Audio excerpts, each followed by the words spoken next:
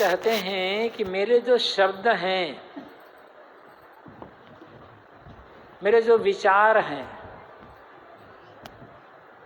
वे आदि का परिचय कराने वाले हैं, आदि तत्व के परिचायक हैं।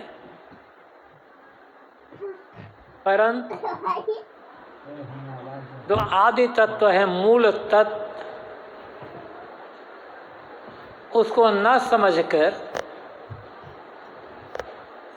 उसमें लीन न होकर मनुष्यों का मन भ्रम कल्पना के शब्दों में डूबा हुआ है। और भ्रम कल्पना के शब्दों में मन के डूबे होने के कारण यह उत्तम मानव जीवन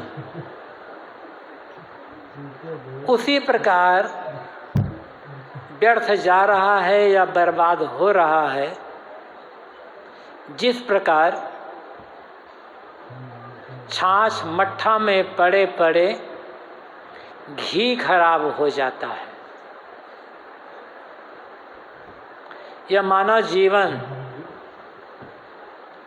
फूल रखने की टोकरी है, सार संग्रह करके, सद्गुणों का संग्रह करके कल्याण करने की भूमिका है।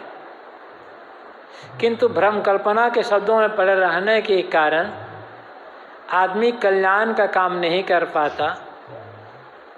जीवन ऐसे जीता है जिससे उसका दुख, उसकी पीड़ा और बढ़ते चले जाते हैं।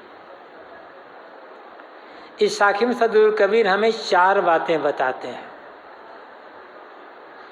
थोड़ा थोड़ा सभी बातों पर हम विचार करें। पहली बात सद्गुरु कबीर कहते हैं, शब्द हमारा आदि का। मेरे जो शब्द हैं, मेरा जो कथन है,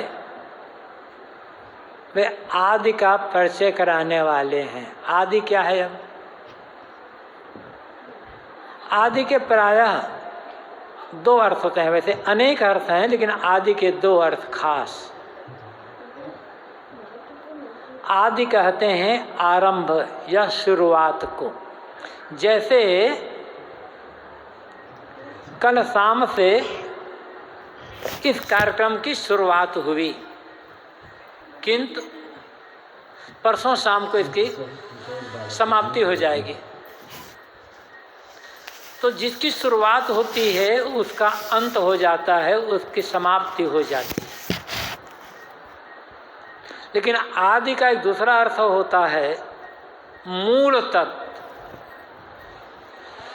जिसकी कभी शुरुआत ही न हुई हो और जिसकी कभी शुरुआत नहीं होती उसका कभी अंत नहीं होता, समापन नहीं होता। वह आदि तत्व, मूल तत्व क्या है, उस मूल तत्व को समझने की आवश्यकता होती है। और ध्यान यह रखना होगा, मूल का मूल नहीं होता।